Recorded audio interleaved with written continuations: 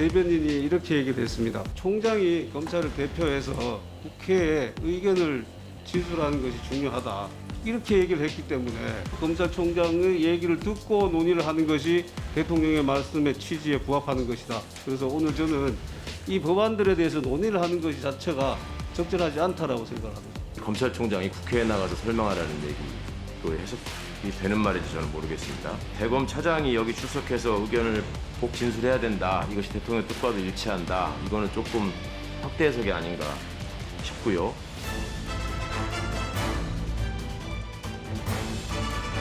검수완박 법안보다는 예를 들어서 검찰 수사의 공정성, 중립성 확보를 위한 특별법 같은 것을 국회에서 개정하는 방법도 있을 것 같고요. 우려를 하는 건 우리가 이렇게 속도를 이제 중요시하다가 방향을 잃을까봐 하는 그런 어떤 방향? 걱정이 있는 것이죠. 국민들이 이제 매일 보고 듣는 뉴스에 이렇게 좀 검찰 개혁 이런 개혁적인 이야기들만 이제 보여드리는 게 맞을까 하는 그런 고민들이 조금 이제 있었던 지점도 있는 것이죠.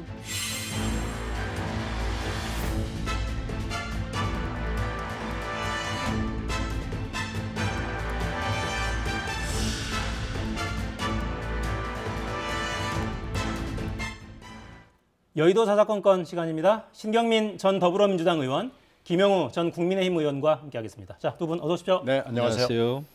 자, 이제 검찰 수사권 줄다리기 계속되고 있는데요. 조금 전에 인수위에서 발표가 있었는데 민주당의 입법 폭주를 즉각 중단하라 이렇게 촉구했다는 소식도 지금 막 속보로 들어와 있습니다. 일단 어제 문 대통령이 김호수 총장 면담을 했어요. 면담 요청한 지는 꽤 됐는데 받아들이지 않고 있다가 어제 만났고 70분 면담 메시지를 놓고 해석이 좀 분분한 것 같아서 개혁 입법에 힘을 싣는 겁니까? 아니면 속도 조절을 좀 주문한 걸로 봐야 되는 겁니까? 무지 고민을 한 멘트인 것은 분명한데요. 일단 양측에 다 자제를 요청한 걸로 봐야 되고요. 5월 3일까지의 초치기 작전 비슷하게 하는 건 아닌 것 같다라는 얘기는 뭐 그 안에 행간에 분명히 녹아 있습니다. 그리고 검찰 당신네들도 뭐 잘못한 게 많지 않냐. 근데 개혁을 한 게 없지 않느냐라는 얘기도 분명히 한 거고요.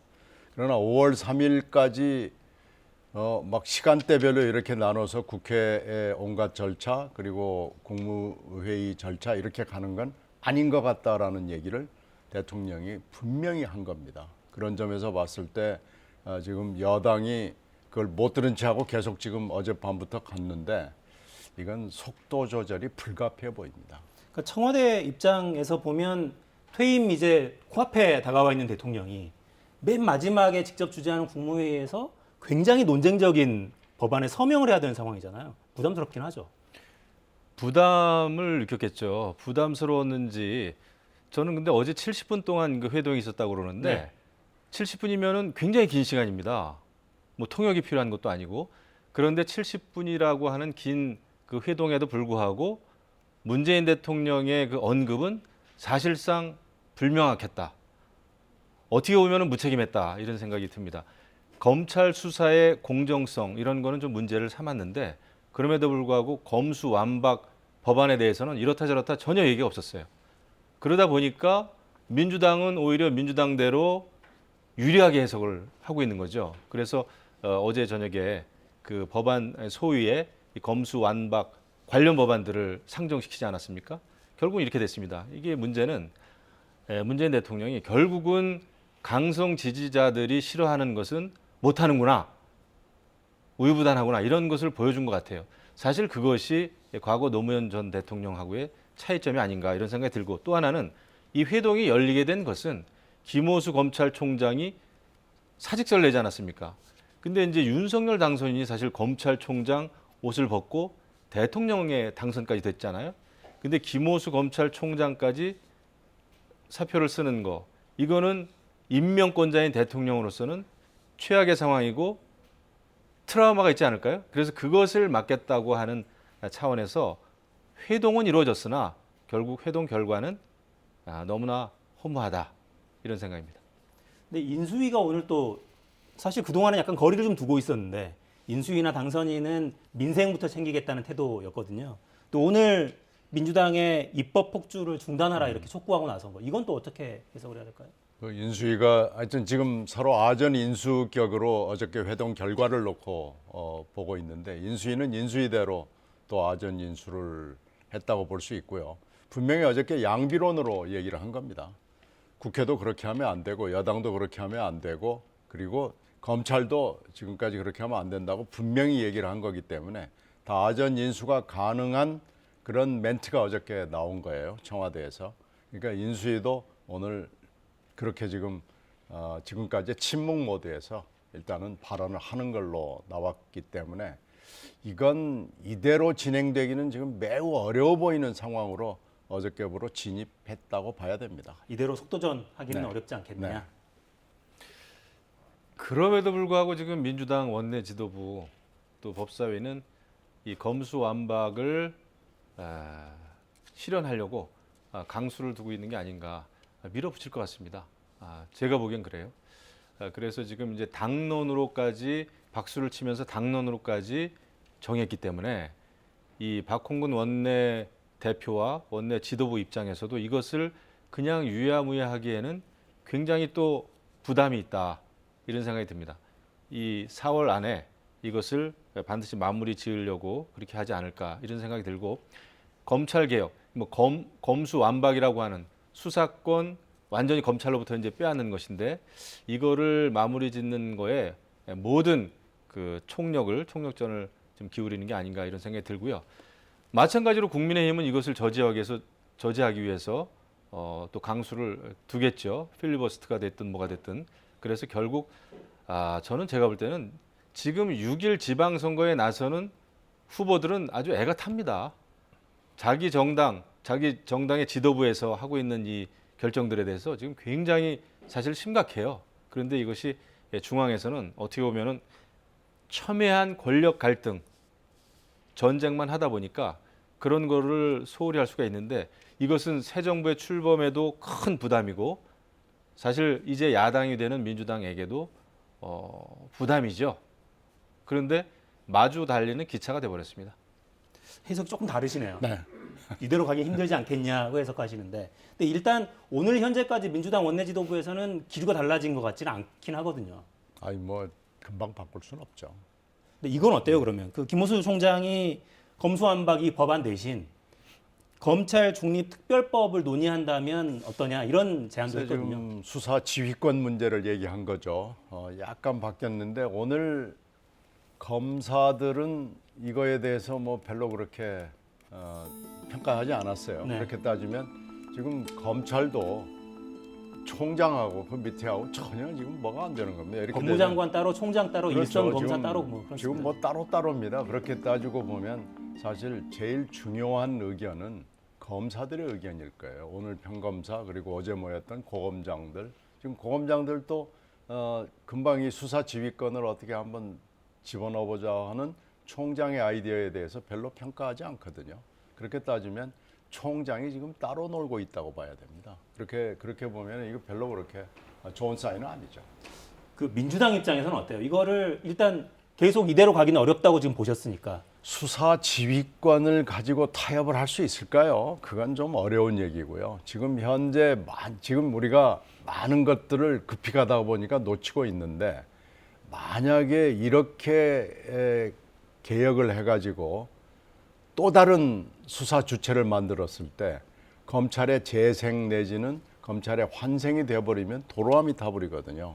그러니까 지금 검찰 개혁의 방향이 뭔지가 지금 분명치가 않습니다. 기소권만 독립하면 되는 것인지 아니면 지금 FBI를 만들겠다고 공언을 하는데 그 FBI가 지금 법무부 산하거든요. 미국의 경우에는, 영국의 경우에는 독립청이거든요. 근데 어디로 가든지 간에 만약에 검찰의 재생산이 된다 할지 검찰을 닮은 꼴에 비슷한 조직이 된다 그러면은 검찰 개혁 하나만 합니다. 기존에 제출돼 있는 법안을 보면 검찰 그 한국형 FBI 그게 법무장관 산하에 들어있긴 하죠. 그 부분도 어찌 보면 지금도 검찰청이 법무장관 산하로 돼 있는데 이 지금 검찰의 동일체 문화는 지금 그대로 남아 있거든요. 지금 기소권과 수사권 얘기만 하는데 검찰의 사실은 문화가 문제입니다. 수사의 지금까지 온갖 비리, 그리고 내부의 비리, 그리고 인사의 비리 이런 것들을 고칠 수 있는 그런 제도적인 수사기관이 생겨야 되거든요. 지금 그 얘기를 우리가 빠뜨리고 계속 수사와 기소권 분리 얘기만 하고 있는 거죠. 그러니까 말씀하신 것처럼 굉장히 이것이 치밀하게 기획이 되고 계획이 되고 협의가 돼야 되는데 당장 지금 민주당이 급한 것은 지금 검찰은 못 믿겠답니다. 지금 검찰은 못 믿겠다. 윤석열 총장 지휘하에 움직였던 지금의 검찰, 지금의 검찰이 수사권, 기소권이 있는 한 민주당으로서는 지금 또 수사가 진행 중인 여러 굵직한 사건, 대형 사건들 있지 않습니까? 정치적인 사건들. 이런 거에 있어서 문재인 정부 인사들, 또 민주당의 인사들이 이것은 보복을 당할 수밖에 없다라고 정치적인 판단을 이미 내린 것 같아요. 그래서 검찰이 가지고 있는 수사권을 빼앗는 데는 지금 굉장히 혈안이 돼 있고 열심인데 그것을 어떻게 할지에 대해서는 솔직히 민주당 내에서도 답을 내놓고 있지 못하지 않습니까, 지금. 그게 문제죠.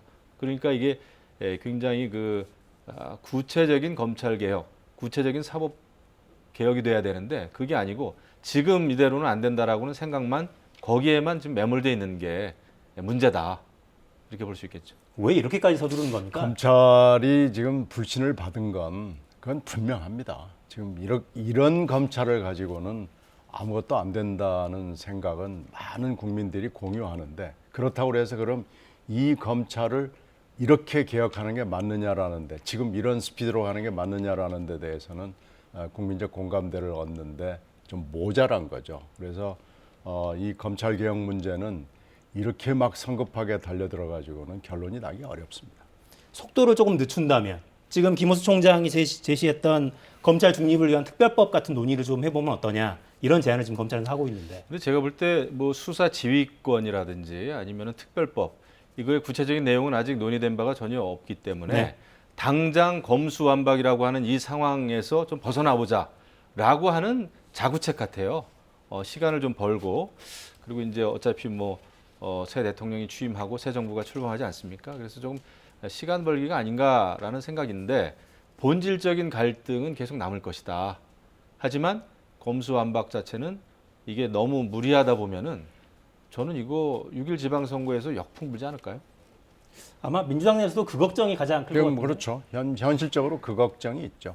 6.1 지방선거가 없다면 모르지만 6.1 지방선거라는 현실적인 데드라인이 분명히 존재합니다. 이렇게 무리하다가는 심각한 역풍이 불 수도 있다. 네, 이걸 어떻게 감당하려고 하느냐 이런 불안감인 거죠. 자, 국회 상황을 좀 볼까요? 국회 법사위는 이틀째 검찰 수사권 관련 공방 치열합니다. 영상 보시겠습니다. 한마디 사과와 반성도 없이 지금 이게 뭐 하시는 겁니까? 총장님 취임하신 지 1년 정도 지났는데 그동안 뭐 하셨어요? 국민들로부터 신뢰받을 수 있는 어떤 조치를 취했습니까? 한동훈 검사 핸드폰, 휴대폰 비밀번호도 못 풀어서 무혐의 처분했고 그리고 도이치모터스 주가 조작 사건 제대로 수사도 못했고 또 뭐 있었습니까? 공소권 남용이 인정된 이두봉 검사 징계 하지도 못하고 도대체 뭘 한 겁니까? 그런데 이제 와서 이익을 지키기 위해서 지금 나와서 말씀하시는 거 말고 도대체 뭐가 있습니까? 도대체 국민들을 왜 여기다 끌어들이고 그러니까 검찰이 이 언제부터 법이 국민을 지금 걱정했다고 민주당을 위한 그럽니까? 법이라는 거 아닙니까? 김영원 오로지 의원님 검찰의 이익을 위해서 지금 나오신 거 아닙니까? 그거부터 지금 반성하고 그렇게 사과하셔야 말씀하시면 안 돼요. 되죠. 제가 성찰하고 반성한다라는 말씀 드렸고요. 또 전체 회의에서 기회를 주신다면 정말로 소상하게 2019년 검찰개혁에 관여했던 저로서는 또 드리고 싶은 말이 오히려 더 많이 있습니다. 그래서 그때 기회를 주시면 법사위원님들께 검찰총장으로서 또 2019년 검찰개혁에 관여했던 저로서 충분히 말씀 설명드리도록 하겠습니다. 네, 이 영상 상황 설명을 제가 좀 드려야 될 것 같은데 법사위 전체 회의가 오후 2시에 일단 개의를 했고요.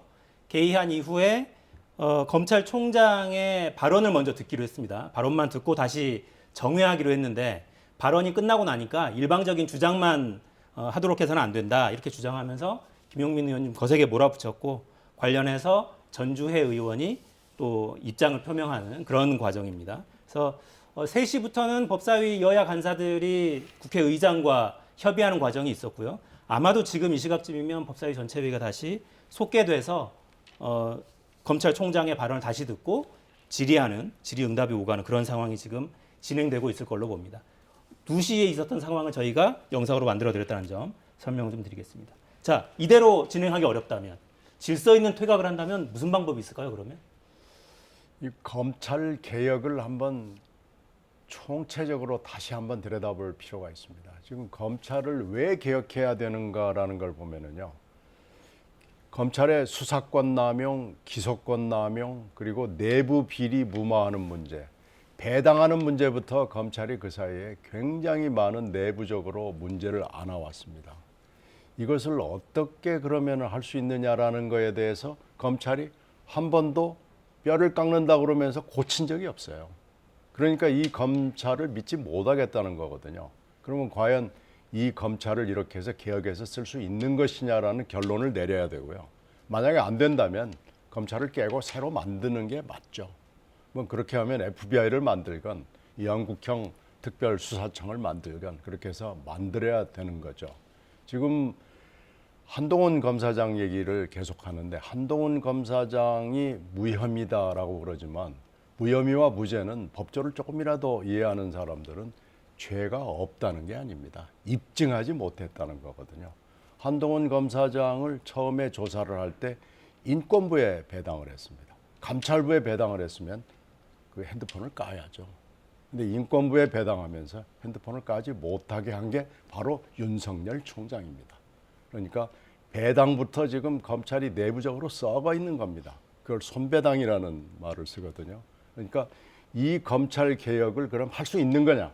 이걸 우리가 점검을 해서 만약에 도저히 안 된다. 검사 동일체의 문화에 쩔어 있는 검찰 가지고 안 된다 그러면 검찰을 깨고 새로운 특별한 수사 기관을 만들어야죠. 지금 그 얘기가 지금 빠져 있는 겁니다. 그러니까 돌아보면 문재인 정부 출범 초기부터 관련한 논의가 굉장히 활발하게 진행이 됐고 국회도 사법개혁 특위 만들어서 논의를 했고 그래서 일단 법을 통과를 시킨 거잖아요. 그래서 그 법이 이제 시행된 지 1년이 조금 넘은 거고. 근데 추가로 지금도 부족하니 더 해야 한다. 이런 논리 자체는 혹시 일부 공감을 좀 하십니까? 아니면 방향 자체가 틀린 겁니까? 방향이 잘못됐죠. 방향 자체가. 이 검경 수사권, 수사권 그 분리 문제 그 법안도 지금 이제 1년밖에 되지 않았고 그 수사권하고 이제 기소권 분리하면서 지금 6대 중대 범죄에 대해서 이제 검찰이 지금 수사권을 가지고 있습니다만은 그것도 제대로 시행도 제대로 해보기 전에 지금 검수완박, 검찰의 수사권을 완전히 박탈하겠다고 하는 게 사실은 대선 이후에 뜨겁게 지금 일어나고 있는 거예요. 이거는 문제가 분명히 있는 거죠.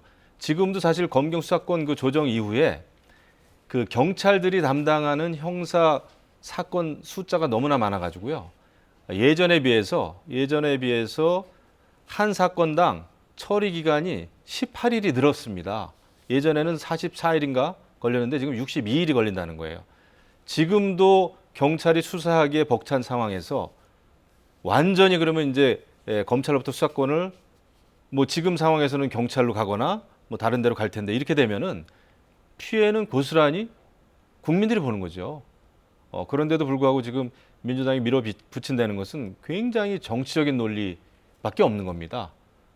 여러 가지 사건에 연루되어 있는 자신들 지키기 위한 법안이죠. 이재명 전 지사 지키기 위한 법안이고 그래서 이것은 누가 봐도 설득력이 없다. 이렇게 중차대한 경제 위기 상황 또 보건 상황 이런 상황에서 유독 지금 대통령 임기가 20일밖에 남지 않았는데 이런 상황에서 민주당이 이것을 완전히 밀어붙이겠다. 새 대통령 취임하기 전에 끝내버리겠다 하는 것은 이것은 정치적인 속셈이죠. 그래서 이것은 개혁은 국민을 위한 것이다 라고 하는 대통령의 말씀에 정면 배치되는 상황입니다. 사실은요.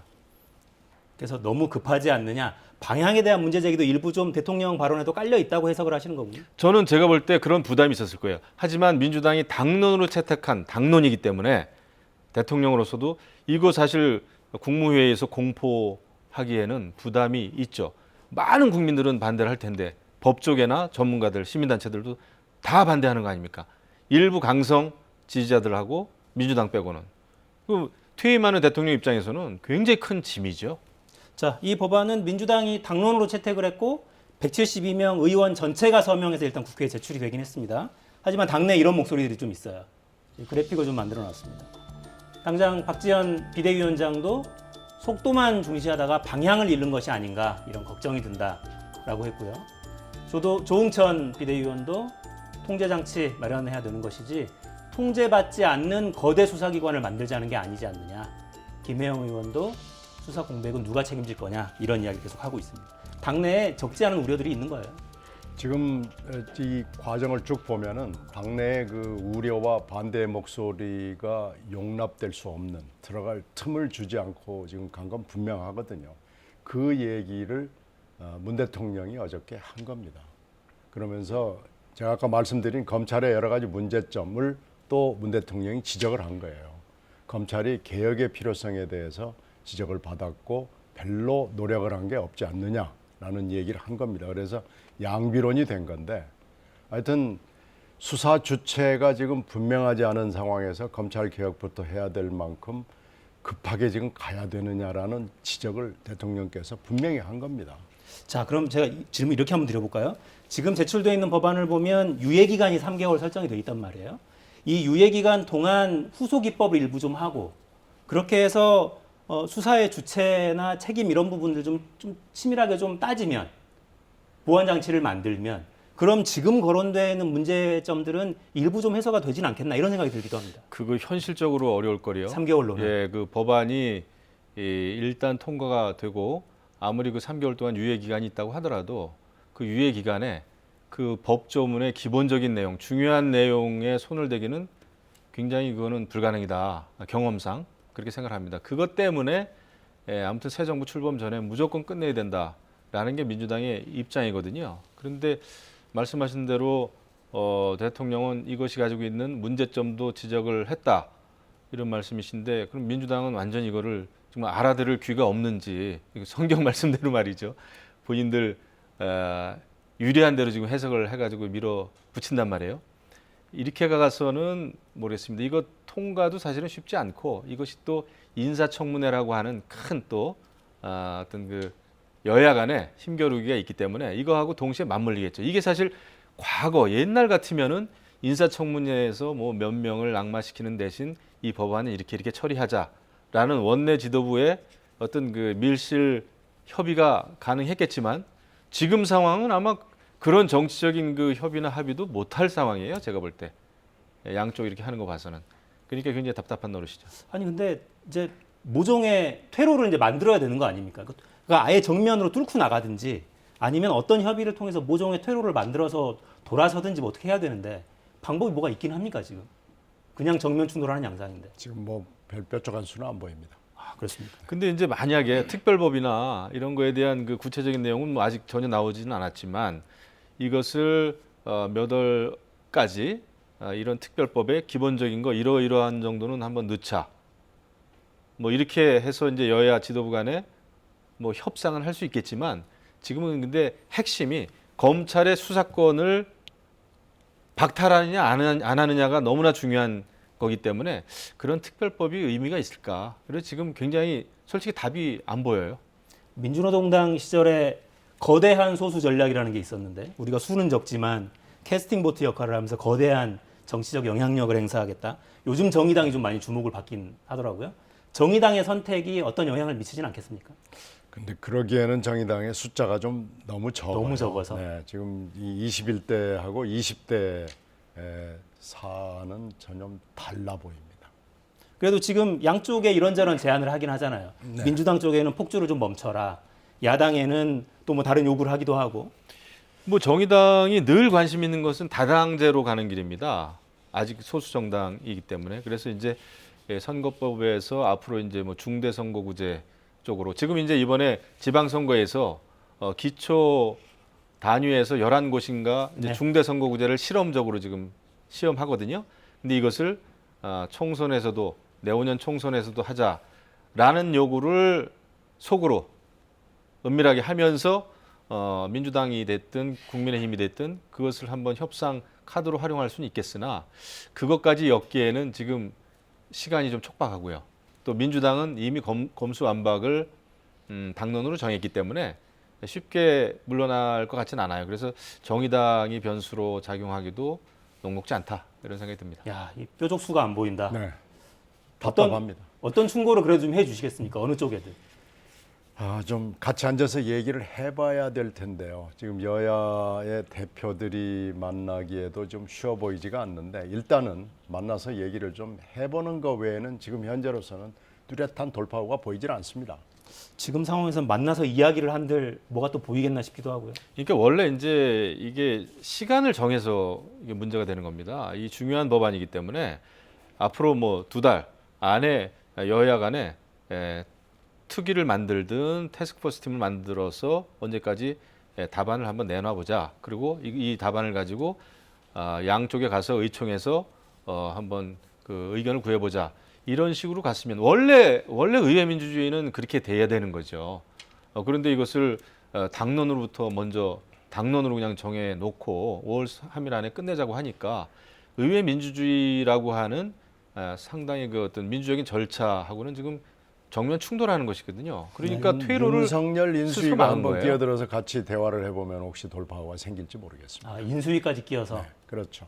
그동안 침묵하고 있다가 오늘 또 입장을 냈기 때문에 네, 한번 같이 앉아서 얘기해 볼 필요가 있죠. 그건 또 여당하고 야당하고 앉아서 얘기하는 거하고는 차원이 좀 달라질 수 있죠.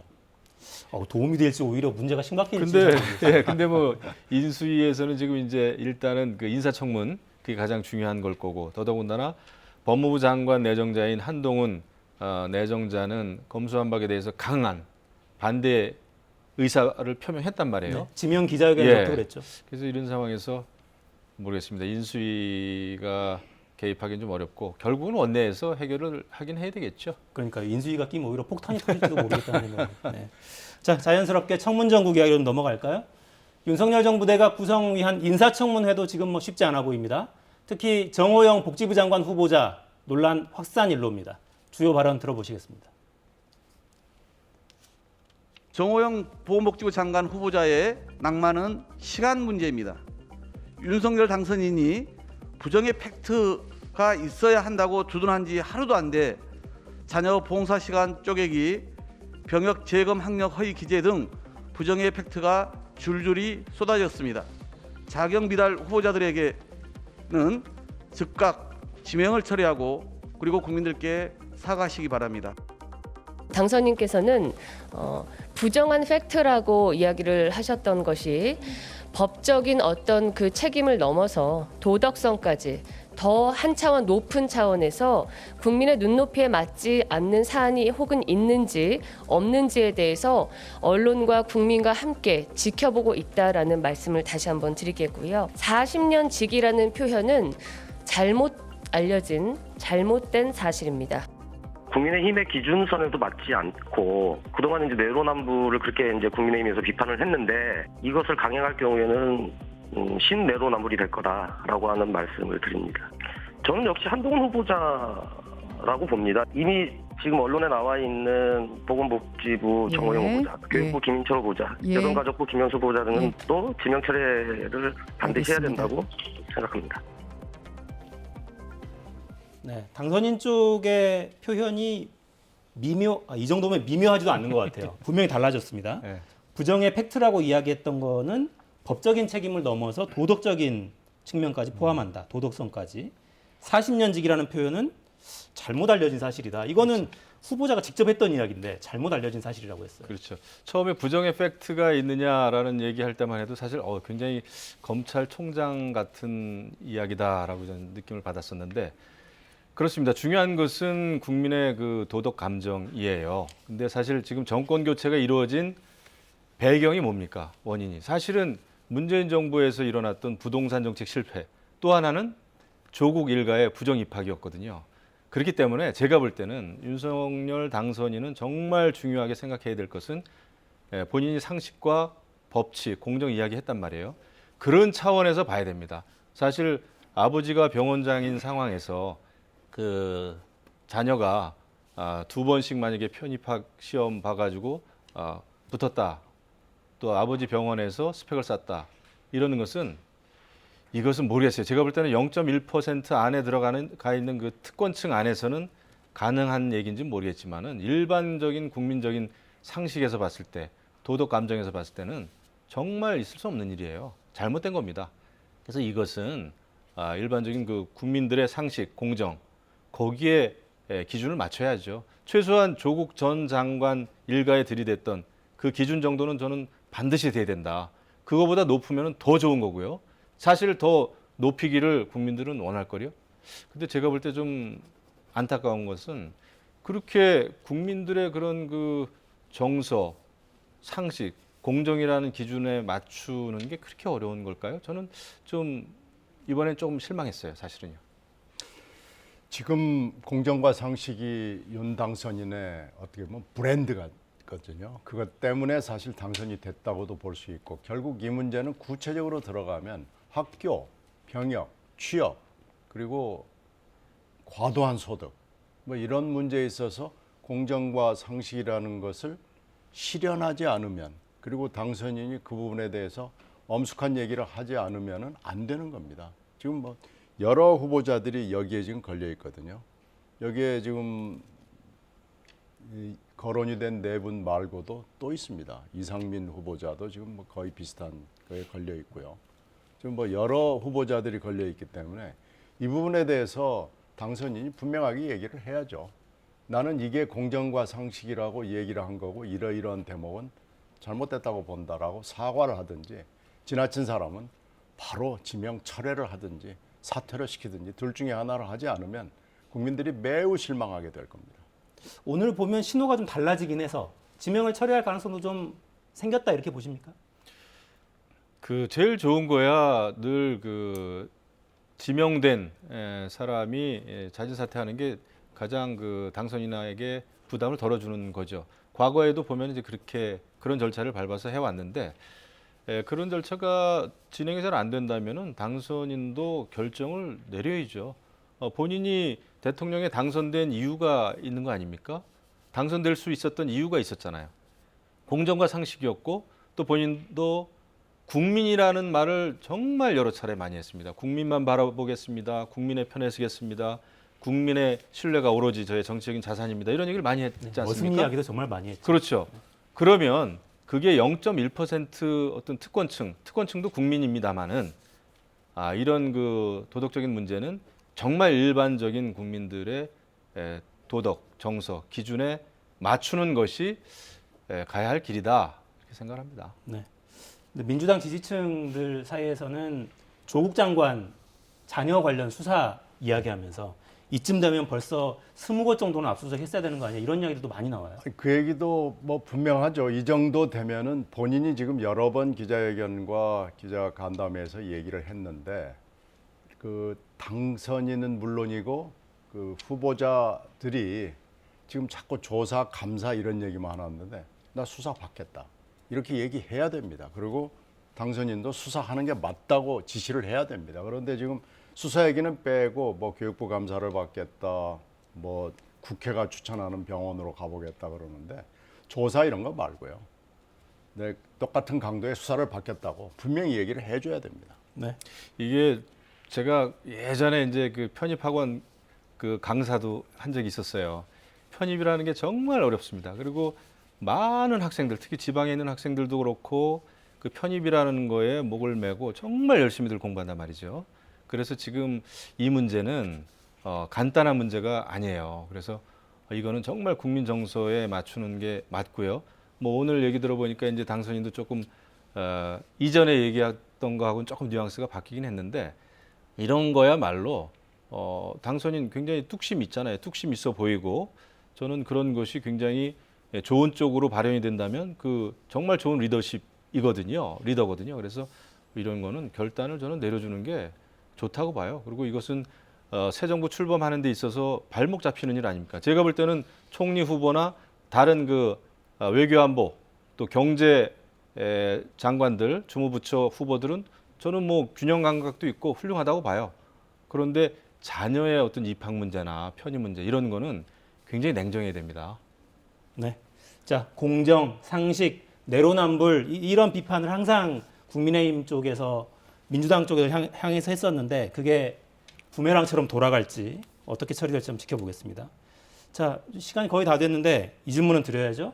이낙연 대표 서울시장 출마 고사하겠다는 의사를 지도부에 전달했다는 뉴스가 나왔던데. 오래전부터 여러 번 얘기를 했습니다. 비대위 쪽에 얘기를 했는데 그 비대위 쪽에서 미뤄온 거거든요. 그래서 공개를 지금, 미뤘다? 네, 공개를 미뤄온 건데 왜 공개를 미뤘는지는 그건 잘 모르겠습니다. 비대위원장에 무슨 속셈이 있는지는 모르겠는데요. 이건 이낙연 전 대표는 분명하게 처음부터 얘기를 한 거예요. 지금 이 대목에서 종로 지구당 위원장은 가지고 있지만 종로 의원을 그만두고 또 대선 패배에 책임을 져야 되는 일원으로서 그리고 대선 패배에 대해서 민주당이 지금 제대로 반성과 성찰을 하지 않고 있는 데 대해서도 매우 가슴 아파야 합니다. 그래서 이런 마당에 서울시장으로 나가는 게 적절하지 않다고 분명히 여러 번 얘기를 했고요. 공개하고 공식화만 하지 않은 겁니다. 네. 자, 국민의힘 쪽에서는 아무래도 이번 지방선거 뭐 언제나 그렇습니다만 수도권이 가장 큰 관심사고 민주당에서는 아마도 김동연 후보가 가능성이 높다는 관측들이 많고요. 저희 여론조사 만들어 놓은 거 있죠? 그걸 좀 보면서 이야기를 하죠. 국민의힘에서는 김은혜, 유승민 두 후보 지금 맞대결하고 있죠. 후보 선호도 조사에서는 지금 결과는 이렇게 나오고 있습니다. 가상 양자 대결 조사에서는 그냥 붙어 있군요. 네. 오차범위 냅니다. 지금은 누가 앞서고 있다고 말하기 좀 어려운 국면이고요. 자, 후보는 본선에는 누가 나갈 걸로 보십니까? 국민의힘에서는. 뭐 내일하고 모레 이제 경선이니까요. 모레 말씀드릴게요. 그 정도로 지금 쉽지 않습니다. 약간 이게 민심과 당심이 교차하는 상황이에요. 솔직히 네. 그 김은혜 후보하고 유승민 후보가 딱 그렇습니다. 근데 경기도에서 이번에 정말 국민의힘이 또 지면 대선에 이어서 그러면 그 윤석열 당선인 새 정부가 상당히 그 국정 운영의 동력이 상당히 좀 손실이 옵니다. 그래서 아무튼 뭐 일단 두 후보가 나왔으니까 공정하게 좀 경쟁을 해야 되고요. 그다음에 이제 뭐 대구에서도 이번에 뭐 단일화 나왔다가 유영아, 김재원 후보 단일화 얘기 나왔다가 지금 또 잘 안 된 것 같고 현재까지는 한데, 무산이죠. 예. 근데 경선 자체가 사실은 단일화잖아요. 같은 당 내에서 경선하는 게 한 명의 후보를 뽑기 위한 건데 또 다른 단일화가 필요한지 모르겠어요. 그렇게 되면 그거는 박심이냐 아니냐 이 전쟁이 될 텐데 저는 그거 뭐 올바른 방식은 아니다 생각이 되는데 어쨌거나 중요한 것은 다 모든 지역이 중요합니다만은 경기도 꼭 선방을 해야 됩니다. 선방하기 위해서는 인수위가 잘해야 돼요. 네. 메모를 열심히 짧게 시간을 드리겠습니다. 김동연 후보가 지금 굉장히 앞서 있는 걸로 나오기 때문에 경선을 하더라도 김동연 후보가 될 가능성은 좀 높아 보이거든요. 근데 김동연 후보가 본선 경쟁력도 있는 걸로 저희는 보고 있습니다. 네. 자, 선거 다가오고 있습니다. 아마도 청문회 전국 지나고 나면 바로 선거 또 불이 붙을 겁니다. 지금까지 김영우, 신경민 전 의원과 함께했습니다. 감사합니다. 네, 감사합니다.